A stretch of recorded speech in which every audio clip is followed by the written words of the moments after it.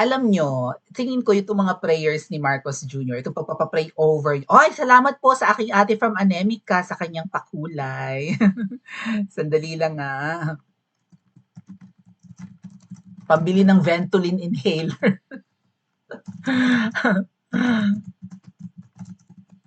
Okay. Itong mga pray over ni Marcos Jr., maybe kinakabahan na rin. Oh my God. Grabe po talaga pala ang pagsalanta ng bagyo sa parteng hindi kasi binabalita ng mainstream ang totoong damage, mga ate at kuya, ng bagyong Pipito. Okay, durog ang mga kabahayan, gupo talaga, 'di ba? Tumba lahat ng mga pananim, wash away, washed out ang mga kabahayan. Grabe ang nangyari lalo sa Catanduanes. And parang ang binabalita lang ng media, hindi naman hundreds ang mga nangamatay, pakonti-konti nga lang daw. Pero malay naman natin, ang media hindi talaga nagbabalita ng kapalpakan ni Marcos Jr. And sa tingin ko, kinabahan din naman talaga itong si Marcos Jr. sa nangyaring bagyo ng Pipito, okay? Kaya siguro well, National Day of Prayer daw kasi eh.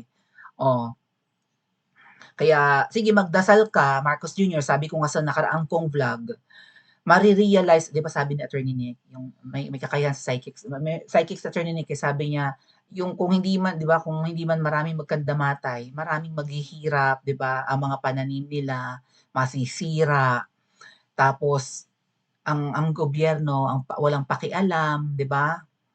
Walang tutulong kasi ang inuuna ay mag-import, na nasira na nga ang pananim ng ating mga kababayan, tapos hindi na nga nabili, ang laki rin ng puhunan ng mga 'yan, nangungutang pa nga, wala namang subsidy ang gobyerno ni Cote. Mare-realize ng mga tao na wala talagang kwenta ang nakaupo ngayon, na nabudol tayong lahat. Alam niyo naman 'yan, 'di ba? Kaya nga naging 32 million ang boto ni VP Sara dahil siguro, 'di ba, gusto ng mga kababayan natin yung performance ni PRRD, and ngayon ang performance ni Marcos Jr. ang layo-layo sa excellent public service ng dating Pangulo.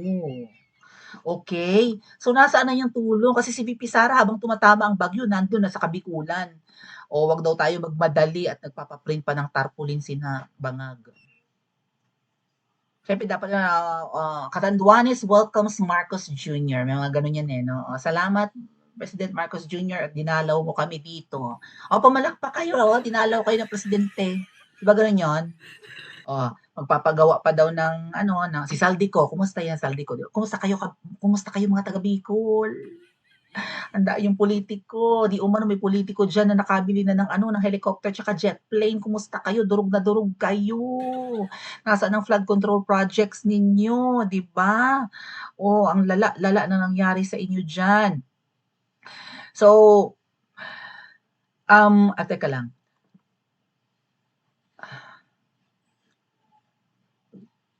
Alam niyo, sabi din ni Kuya Jun Abines, mga ate kuya, ito yung na-meet ko sa Davao. Shout out to you, Sir Jun Abines. Of all the people na kinausap ko in Davao, nung ako'y pumunta doon, mapa-vloggers, bloggers, political personalities, na sinabi kong, wag na total tumigil na ang, 'di ba, ang mga hakbang ng Maisog Rally.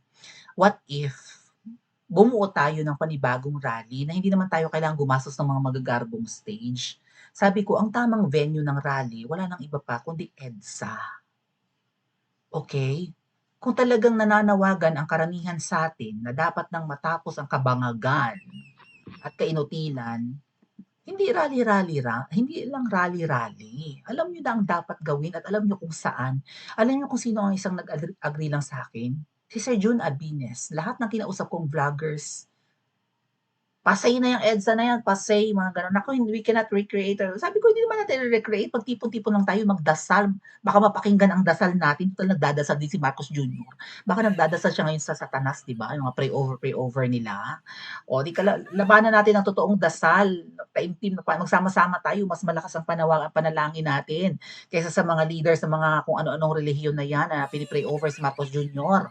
O lahat tayo magtipon-tipon, tayo naghihirap ngayon, tayo nasalanta ng bagyo, tayo ay pinamumunuan ng wala sa tamang Kung hindi man pag-iisip ay kakayahan, 'di ba? Na parang walang pakialam sa mahihirap, tara na magdasal na tayo. Ay, ayaw makiisa ng iba kong kausap. So matatapang lang sila sa kanilang mga studios, ayaw nilang bumaba. Kaya diyan po ako sumasama sa EDSA Friday Group. Sumusugod sa frontline, lumalabas, bumababa, 'di ba? Hindi na napakapeligroso, eh. Biro niyo may mga intel, may mga pulis doon na naka-civilian. Malay niyo 'pag sasaksakin kami ng kung di man pulis yung mga ano pala, mga hired killer pala. Oh, napakapeligroso ng pagpunta ng EDSA Friday Group diyan sa EDSA. Kaya naman ako, sumasama sa kanila parang parang nahahawahan baga ako ng tapang nila mga ate at kuya. Pero yung ibang mga vloggers kasi ay parang wala lang, gusto lang sila sa batikos-batikos sa kanilang mga studio katulad nito. 'Di ba? Kaya sinasamahan ko ang EDSA Friday Group, isang beses man lang sa isang linggo maipakita ko sa kanila, even sa inyo, na willing akong 'di ba, ilagay ang sarili ko sa alanganin kahit ako'y malayo, kahit na ako'y, naghahabal sa kahabaan ng EDSA, nakamotor, nakaangkas, makarating lang, nagkakada-traffic-traffic, hila-hila ang maleta kung pagkabigat-bigat, go lang. Kasi alam kong 'yan ang tamang lugar kung gusto na nating matapos ang kahayupan ng mga demonyo ngayon, okay? Oh, sabi ni Kuya Jun, sana may gagawing tama si Marcos Jr. this time. Kawawa ang mga kababayan sa buong Luzon, tigil muna ang singhot at nakaw. Oh my God. Ano sinisinghot niya? Vicks Vapor Rub? O kaya naman ay baking soda? Nakaw? Ano ang kanyang ninakaw? Pag-ibig? Nakaw na pag-ibig, laging nakay ting ting ting ting. Ay, may ting ting ting ting ba? Ano ba 'yan? Anong ninanakaw, 'di ba? Oh,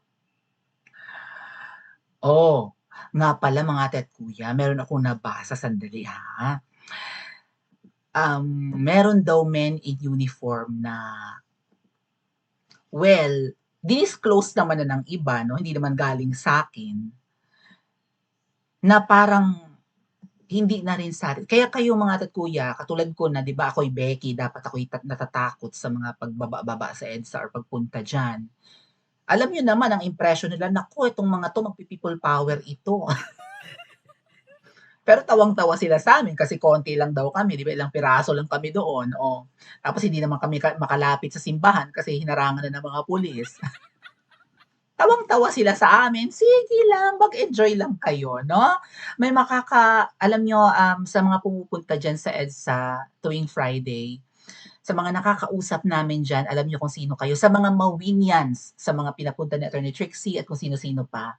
Salamat po sa inyo. Alam niyo 'pag nakakausap namin kayo, nabubuhayan kami ng loob. May mga moments, biro niyo halos 5 buwan na kaming nandiyan, every Friday, okay? Hello, EDSA Friday Group. May mga moments na parang ayaw na namin. Like, biro mo 'yun, babagyuhin kami dun. Binagyo kami dun, hindi lang ulan, bagyo. Oh, binagyo kami, inulan. Sinisigawan kami ng mga loyalista doon. Oh, niyayawyawan kami, 'di ba? Nga, kulang na lang batuhin kami doon. Oh, na-e-expose sa init, sa alikabok, sa usok, sa polusyon. May mga moments na ayaw na namin, pero pagpatak ng Friday, sugod na naman kami. Pare-pareho kami ng line of thinking or whatever. Napapagod kami, pero pag naipahinga namin, Friday na ba? Parang masarap pumunta sa let's go ulit. Tsaka kung may iba mga uma-absent sa halimbawa, hindi sila makasipot sa isang Friday, may iba namang pumapalit. And then may mga nakakausap kami diyan na nagsasabi sa'min, "You know who you are mga kababayan, na ituloy niyo lang, nasa likod niyo kami. Ituloy niyo lang, may kahahantungan 'tong ginagawa natin." Okay? May mga nanonood sa inyo, 'di ba? May mga nag-aantay, gano'n. May mga may mga willing pumrotekta sa inyo, Princess Maui. And nakakatuwa naman pong talaga. May isang post kasi si Miss Crisette, mga ate at kuya, na galit na raw ang men in uniform. Narinig ko na 'to, nai-vlog ko na nga rin, eh. Pero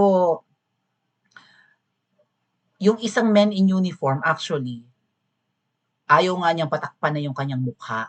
Willing siyang ipakita na yung, 'di ba? Biro mo yun, wala akong pakialam kung makilala nila ako, sige. Oh, sabi kasi nung isang member ng isa sa men in uniform natin, man in uniform, isa sa men in uniform, Ma'am KLC, isali mo ako dyan kahit hindi mo natakpan ng mukha ko, ipaglalaban ko si Tatay Digong ng patayan.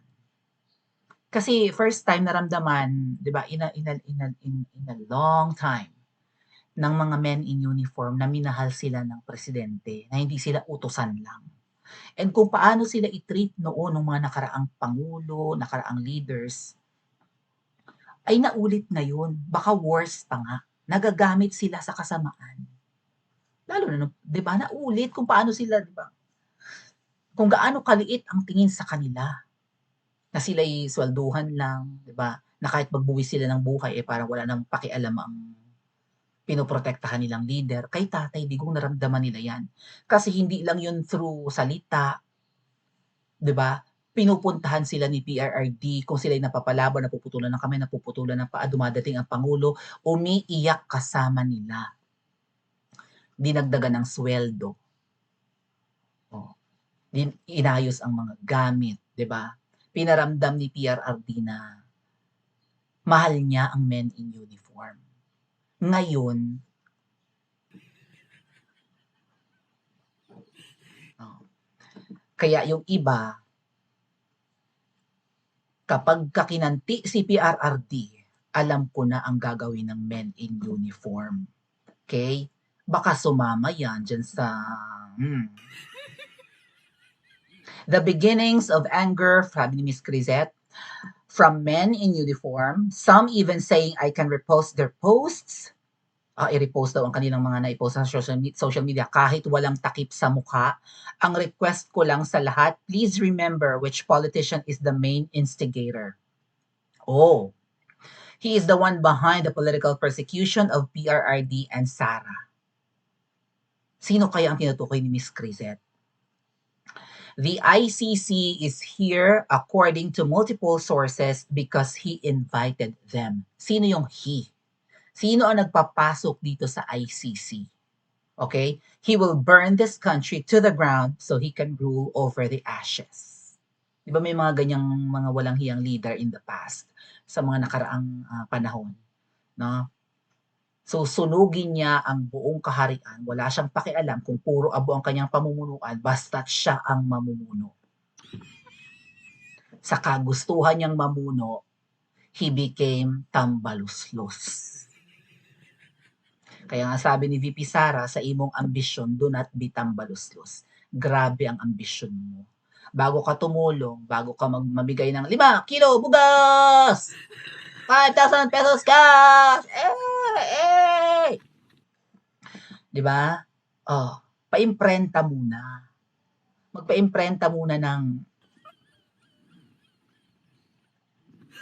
mga lalagyan ng bigas, groceries, nandun ang kanyang pangalan, ang logo ng kanyang opisina. So, alam mo Marcos Jr., base sa nakaraang survey, itong pinsan mo ay kulelat na kulelat. Ang top sa presidential survey, ang layo pa ha, ang layo pa ng 2028. Ang top ay si VP Sara, followed by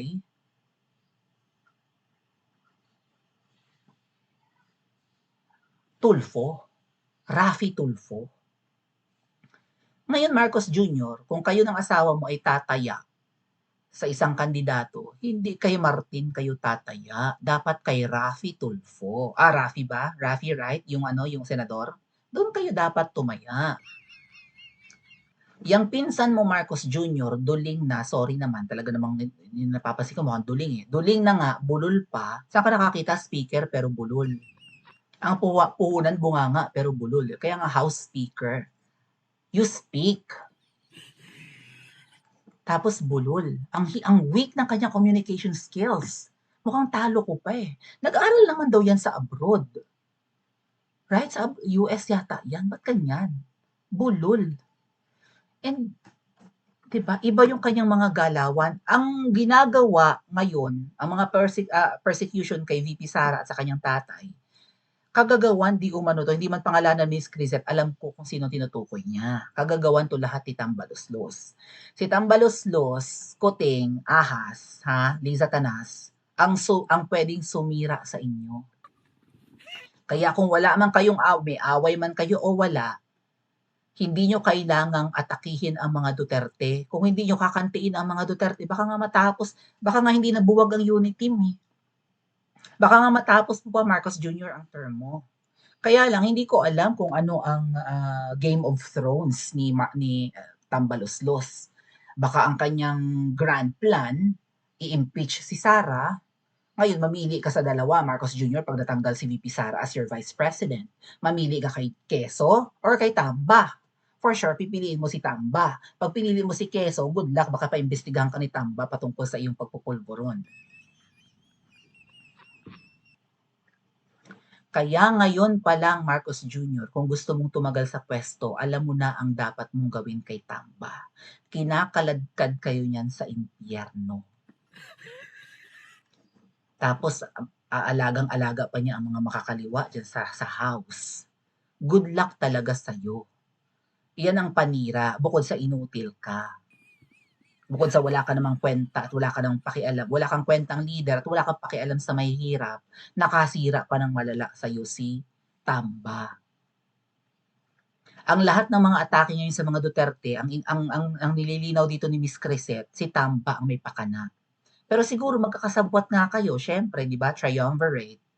O, kailangan nyo si Tamba para hindi maging threat. Wala naman kasing balak si VP Sarang agawin sa'yo, Marcos Jr. ang pwesto. Si VP Sara magtatrabaho lang. Kahit yung binawasan nyo na yung pondo niya, tinanggalan nyo ng confidential funds, walang pakialam, magtatrabaho lang siya. O, binitawan na nga niya ang DepEd eh, para, 'di ba? O, mukhang pinag-iinteresan ni Satanas yung ano diyan, yung pera ang laki kasi ng pera ng DepEd, mga tat kuya. Kaya sabi ko nga sa inyo, of all the departments in the Philippines, ang DepEd ang may pinakamalaking chunk ng budget kasi ang goal ng Pilipinas ay pag-igihin ang edukasyon natin para maging globally competitive tayo. Alam ko yan kasi part ako ng academe. Okay, ang budget ng DepEd halos 1 trilyon taon-taon, lalo yung paparating ng 2025. Pinaglalaanan ng gobyerno ng Pilipinas ng malaking budget ang DepEd, mas malaki kaysa sa DOH, mas malaki kaysa sa DSWD, DPWH, di ba? Sa infra, lamang ang DepEd. Kaya malaki ang pera dyan. Alam nyo naman yung Satanas na babae, dumidikit sa pera yon. Lumalaki ang mata nun pag pera ang pinag-uusapan. Malaki naman talaga, lalong lumalaki. Dumidikit ang palaka sa salapi. Kasi green yung palaka, green din ang money. Well, blue yung ating 1,000. So, yeah. Mukhang kailangan nyo naman talaga. Mukhang ewan ko, anong grand plan mo, Kuting? Tapos ngayon nalaman namin na iniimbestigahan nyo sila Tatay Digong, discuss ko na sa susunod na vlog. Iniimbestigahan pala ng DOJ. Ang DOJ under kay Kuting, di ba? Under ng Executive Department ng Department of Justice na pinamumunuan ni Remulla, iniimbestigahan pala nila si Tatay Digong. Akala ko ba wala kayong balak ibigay sa ICC si PRRD? Bukod sa pagiging mambubudol, mga traidor, kaya ano ngayon ang nararamdaman ng men in uniform? Kayo na itong mga tao, itong mga kasundaluhan natin, na isinusuong ang kanilang sarili sa panganib, 'di ba? Kung tutuusin yung iba dapat ayaw nila. Sa katulad ni PRRD, nagkaroon ng Marawi siege, 'di ba? Tapos itong mga makakaliwa talagang gustong pulbusin ni PRRD. Kung ikaw ay babahag-bahag ang buntot na sundalo or army or what, mas gugustuhin mo na petics kesa yung katulad ni PRRD na gustong tapusin ang problema sa terorismo, 'di ba? Kay PRRD talagang paspas din ang trabaho ng men in uniform, may mga nagkakandamatay, may mga nabubuwis ang buhay, nagkakaroon ng mga psychological, 'di ba? Trauma sa grabe ng sa tindi ng administrasyon ni PRRD para tapusin ang problema ng Pilipinas lalo sa mga makakaliwa at dyan sa mga pumapasok ditong international na terorista katulad ng ISIS. Mas gugustuhin ng men in uniform na petics katulad ng panahon ni Marcos Jr. na petics sila ngayon. Bumabagyo nga, parang hindi naman natin nakikitang aligaga ang men in uniform eh. Pero despite that, ang men in uniform, mahal nila si PRRD, wala silang pakialam kahit ang kanilang buhay ay manganib, ang importante sa kanila, pagtanda nila, ang iiwanan nilang Pilipinas para sa kanilang mga anak at kaapu-apuhan ay tahimik, payapa, ligtas sa mga terorista, ligtas sa mga makakaliwa, ligtas sa mga adik, sa mga kriminal.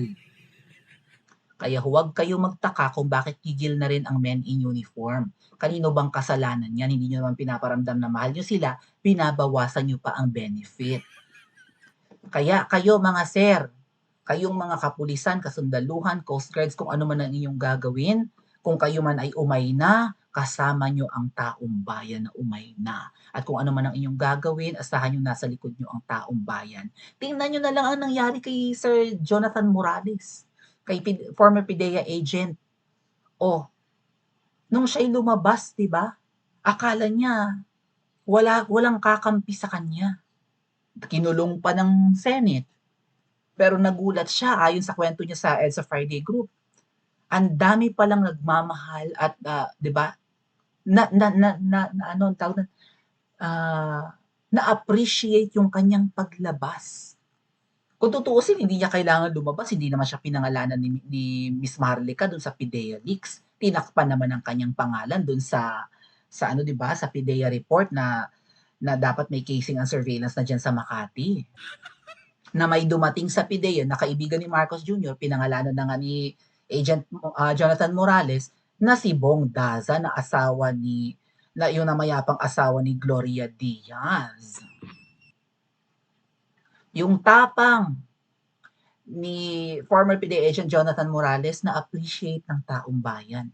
Nabuhayan siya ng loob nung nakita niyang maraming natuwa sa ginawa niya. Even si Grijaldo na umamin na kinorner siya ni Dan Fernandez at saka sino yon yung isa?